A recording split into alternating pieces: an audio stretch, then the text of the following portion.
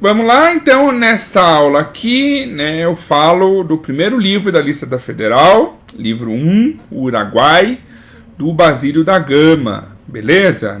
Ali do período Árcade, né? Então, na aula anterior a gente falou lá do um contexto geral, um panorama do que foi o período Árcade.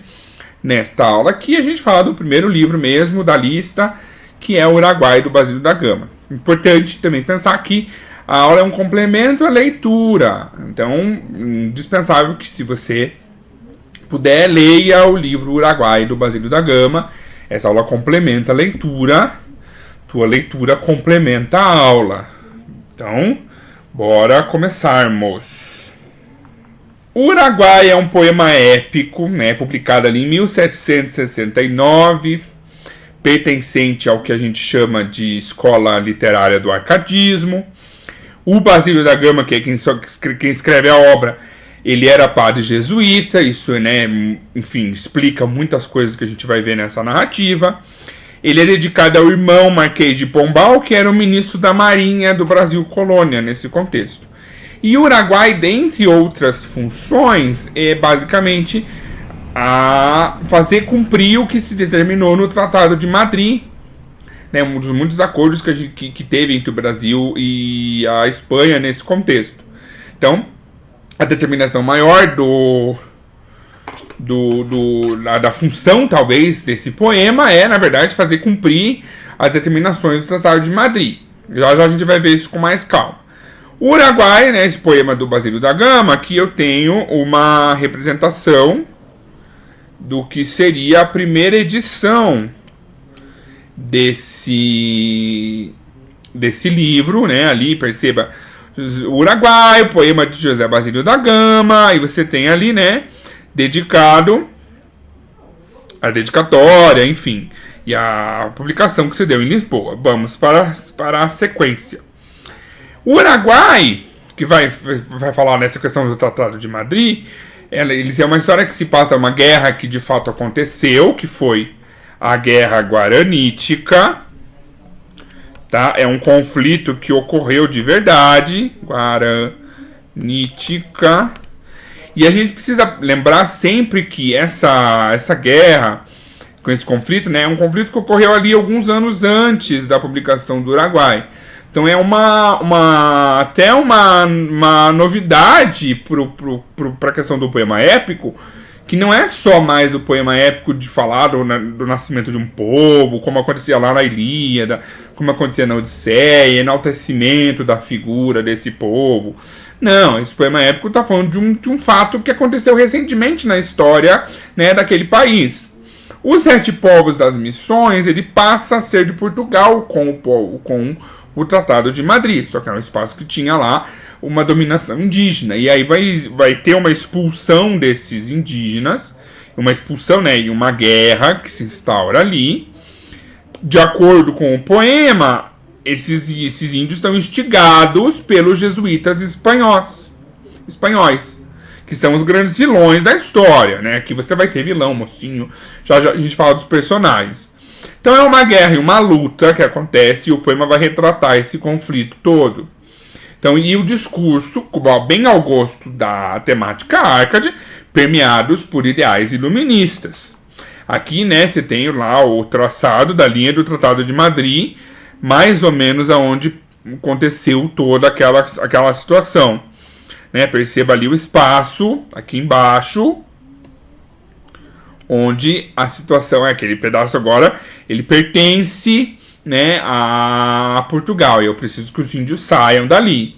Então todo esse conflito pelo espaço é o que vai gerar o conflito da Guerra Guaranítica, e com base nisso, nesse conflito real, o Basílio da Gama vai criar a história do Uruguai. Qual que é a estrutura do texto? Então a gente tem ali, né, 1755 versos decassílabos, de 10 sílabas poéticas. Os versos todos são brancos, sem rima. Tem 5 cantos, é um épico de 5 cantos. Uma ausência de estrofação, né? Não tem estrofe, então, tipo, são sempre cantos longos, o canto todo seria uma estrofe, mas não tem essa estrofação bem marcada. Tem a divisão em cantos, são 5 cantos. É um livro relativamente até que curto, um pouco difícil para a gente ler hoje em 2020, porque difícil de ler, né? Porque ali como fala, a linguagem algumas vezes vai ter algumas palavras que fogem do que a gente entende hoje, mas não é uma leitura tão difícil assim. Esse é um livro que você encontra facilmente em domínio público. Então, essa ausência de estrofação, e o texto é muito próximo a uma epopeia. A gente está diante de um texto épico, como foi os Lusíadas do Camões. Os Lusíadas, né, enaltecimento da coisa do povo português, etc., se lançando lá em mar e por aí vai. Lá o Camões, que escreve ali em períodos de renascimento. Aqui eu tenho uma primeira representação do canto primeiro, numa primeira edição do Uruguai. Perceba lá todo um frufru aqui em cima, né? Mas, enfim, o Uruguai ele foi publicado desta forma, né? Contando já essa história de guerra guaranítica e etc. Não vou ler aqui, a gente vai ver depois cada canto com calma. Então, fazer cumprir o Tratado de Madrid talvez seja a principal função desse poema. Enaltecimento da figura dos índios, embora muitas vezes eles sofram, né, as consequências da guerra. Uma coisa de agradar os poderosos, e quem são os poderosos é o Marquês de Pombal e o governo português. O jesuitismo era crime nesse contexto aqui, tá? Então isso também faz uma diferença para essa história.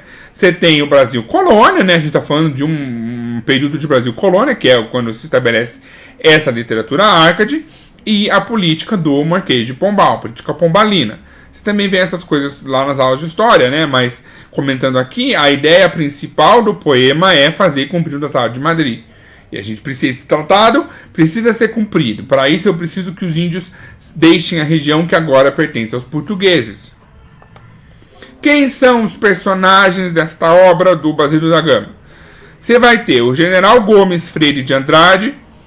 Alguns desses personagens existiram de verdade, tá? Não são só ficção.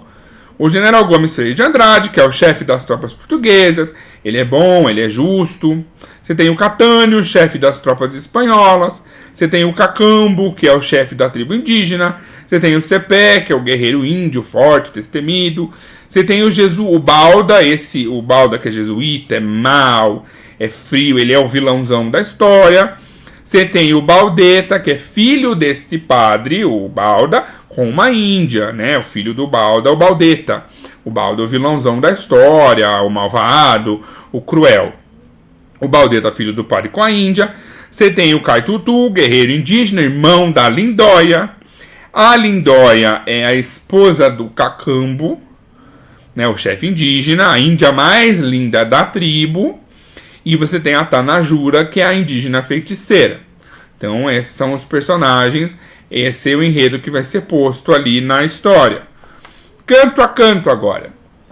No primeiro canto, você tem uma narração do General Gomes Freire. E é um cenário de guerra. A guerra está posta já. Então, tem gente morrendo, etc. Mas é uma coisa já posta ali no início. E tudo isso é colocado no poema como a culpa é dos jesuítas. Tá? A culpa é dos jesuítas. Isso é muitas vezes repetido, muitas vezes subentendido no texto. Aí tem um desfile ali, né, do exército luso-castelhano, uma grande representação do desfile. Você tem um grande banquete onde os jesuítas eles pretendem criar um grande império. E qual que é no final desse primeiro canto, os índios vencem a primeira batalha. Porque eles conhecem melhor a natureza do local. A primeira batalha não é os portugueses nem os espanhóis que ganham. Quem ganha são os índios. Por quê? Porque eles conhecem a natureza. Lembra lá do período A que a gente está falando, né? Dessa representação da natureza, a harmonia da natureza. Tudo isso é posto nesse poema do Basílio da Gama. Então os índios vão acabar vencendo a primeira batalha. É talvez a ordem natural dentro daquela história. Vamos lá ver o finalzinho do primeiro canto. Deu fim à narração Invicto Andrade. E antes de se soltar o ajuntamento, com os régios poderes que ocultara, surpreende os seus e os ânimos alega, enchendo os postos todos do seu campo. O corpo de dragões a Almeida entrega, e Campo das Mercês o lugar chama. Então acaba o primeiro canto, né, com essa representação. O narrador invadindo, falando que a narração do Invicto Andrade deixa para trás. Perceba, né, não tem uma estrofe, que é o final do canto, não é uma estrofe propriamente dita. Não tem rima, são versos todos brancos, né, enfim, e são decassílabos, né, se você for sentar ali, né, deu fim a narração, se eu for contar, você vai chegar em 10 sílabas poéticas em todo o canto, em todo o poema, sendo 1755 versos. Indo para frente, no canto 2, você tem o encontro dos índios com o general Gomes Freire, à margem do rio Uruguai. Qual que é a ideia nesse encontro? Vamos tentar resolver pacificamente. Tem mais porque a gente ficar aqui brigando, guerreando, etc. Não tem mais, vamos parar com isso. Vamos tentar resolver isso de forma pacífica, de forma mais tranquilona.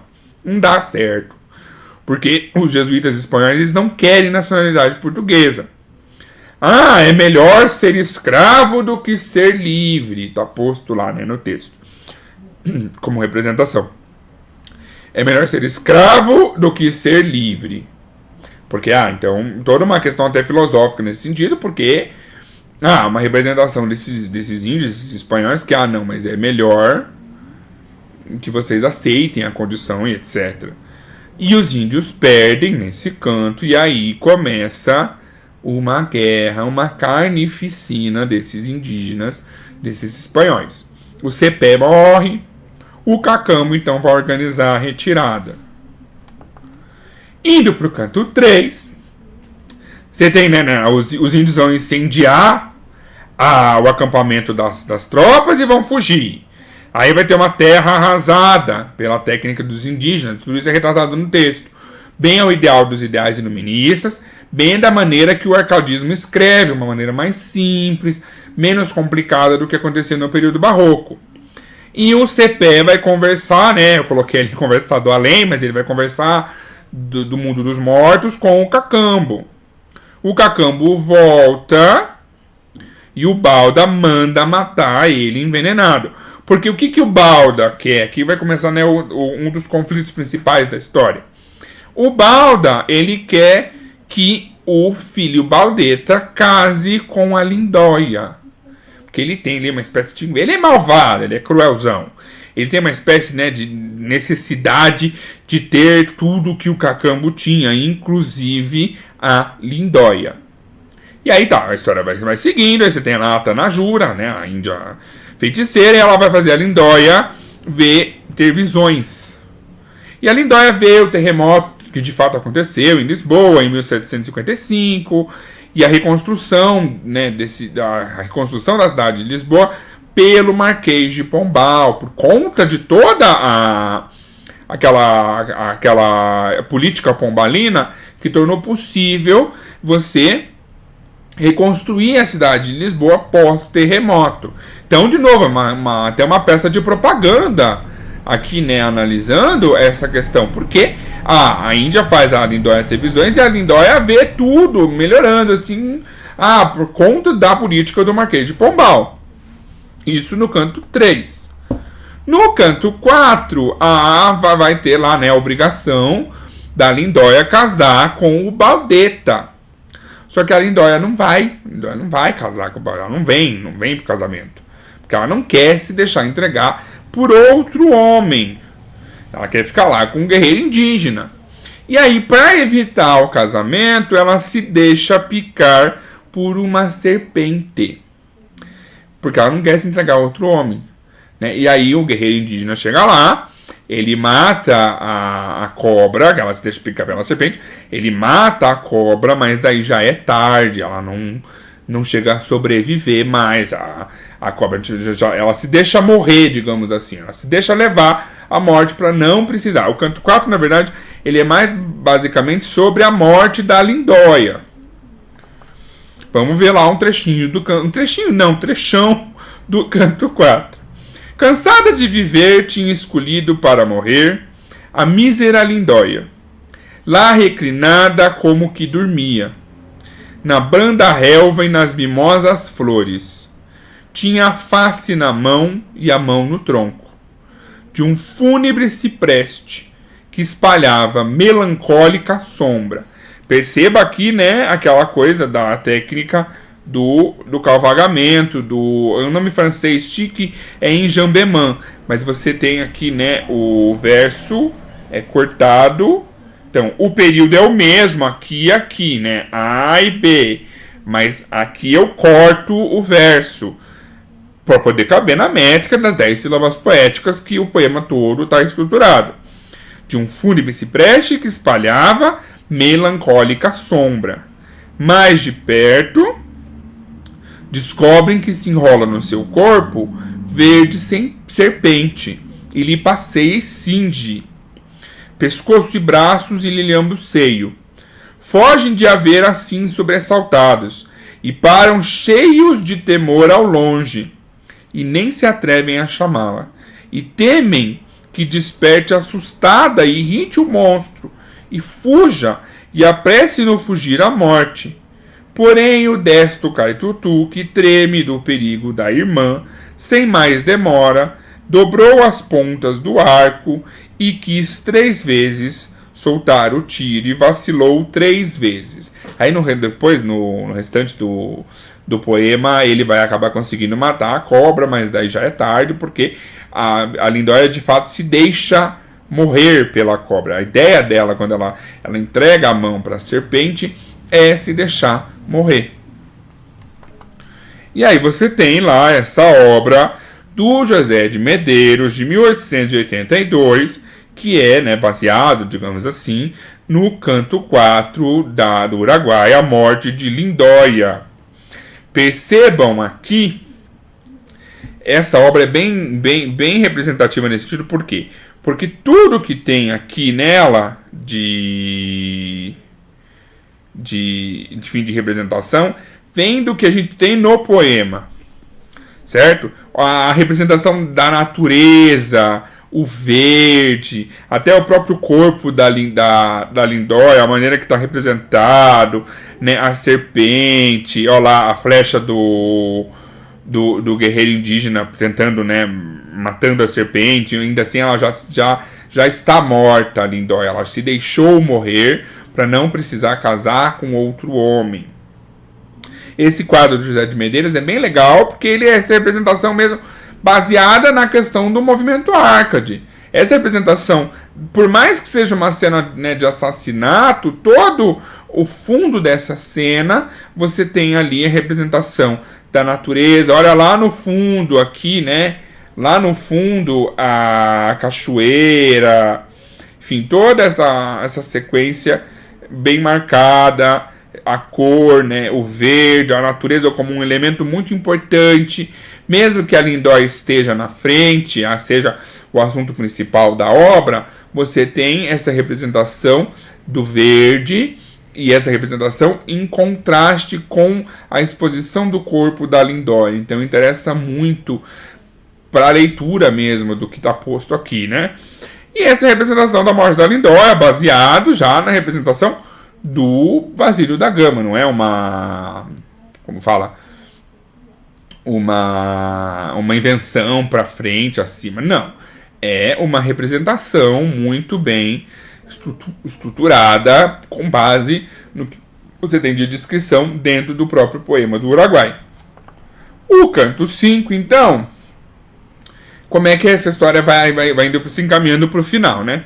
Os jesuítas são tomados como os vilões. Lembra que eles querem falar mal dos jesuítas. Então os jesuítas são os malvadões. Os jesuítas espanhóis, né, quem sobrou lá, a culpa de tudo é deles. O Balda acaba preso. Os índios que sobram, os índios que sobram no meio da questão da guerra, eles fogem. E as tropas europeias começam a dizimar toda aquela população. Os jesuítas daí acabam, também os que sobram fogem, E os índios que sobram decidem que não vão sair da região. Eles ficam lá para morrer, porque eles não querem abandonar o espaço onde eles viviam. Indo ali, né, pro finalzinho do canto 5, você tem: serás lido, Uruguai, cubra os meus olhos. Embora um dia a escura noite eterna, tu vive e goza a luz serena e pura. Vai aos bosques de Arcade, não receis. Esse chegar aqui é outro verso. Não receis, chegar desconhecido àquela areia. Ali de fresco entre as sombrias murtas, urna triste a mireu não todo encerra. Leva de estranho céu sobre ela espalha, com a peregrina mão bárbaras flores, e busca o sucessor que te encaminhe ao teu lugar, que há muito que te espera. Então acaba, né, a história do Uruguai com esse último canto aqui, esse trecho desse último canto. Tá, beleza. E como é que a Federal vai cobrar de vocês a leitura, a análise desse poema épico que é o Uruguai? Eu tenho aqui um exercício da Federal, exatamente focando no Uruguai. Então vamos ler lá o enunciado, fazer ele com calma para a gente ver como que esse conteúdo de fato aparece na prova.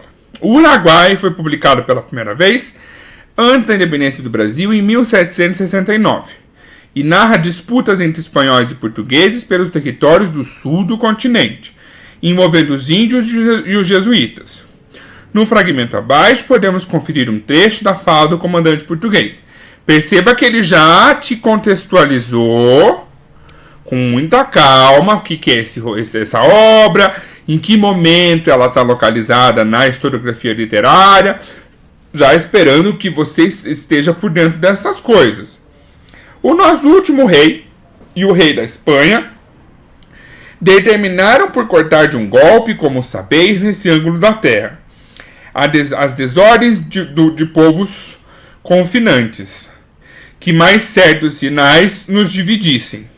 Então ali um trecho do canto primeiro do Uruguai, do Basílio da Gama. Aí tem um outro trecho de uma outra, no caso do Machado de Assis, que é um escritor famoso, né, que vocês conhecem, já devem ter ouvido falar sobre ele, que vai comentar sobre esse poema do Basílio da Gama. Perceba, a gente já está diante de um enunciado bem grande para você se enfocar mesmo sobre essa questão dessa obra, para te ajudar a relembrar essa leitura prévia.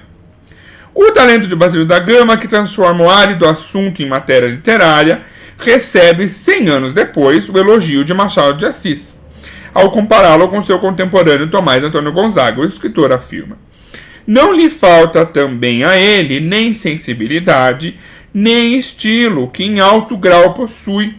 A imaginação é grandemente superior à de Gonzaga, e quanto à versificação, nenhum outro em nossa língua a possui mais harmoniosa e pura. Machado de Assis, lá, né, num dos livros de crítica literária dele. Aí, finalmente, vai chegar as alternativas. Então, essa questão, ela já está te colocando, é assim que aparece. Ela já te contextualizou toda a situação, da onde vem, quem é o que é esse livro, qual que é o espaço que ele encontrou na literatura, de ter todo um contexto, para que você, munido disso e da leitura integral da obra, você já consiga responder. Sobre o poema de Basílio da Gama, considere as seguintes afirmativas. A primeira: o contexto histórico trabalhado no poema de Basílio da Gama é fundamental para o seu entendimento. Até aí, tudo bem aí. De fato, isso aqui é mais do que verdade. A gente precisa entender o contexto para entender a obra. A descentralização do poder colonial, protagonizada pelo Marquês de Pombal. Descentralização, até que ponto o poder colonial está sendo descentralizado? Já começamos a encontrar problemas, mas vamos continuar a leitura. E a disputa de territórios coloniais entre Espanha e Portugal, mediada e pacificada pelos jesuítas na segunda metade do século XVIII. A questão maior está aqui: pacificada. Essa primeira aqui é falsa, mentirosa. Por quê?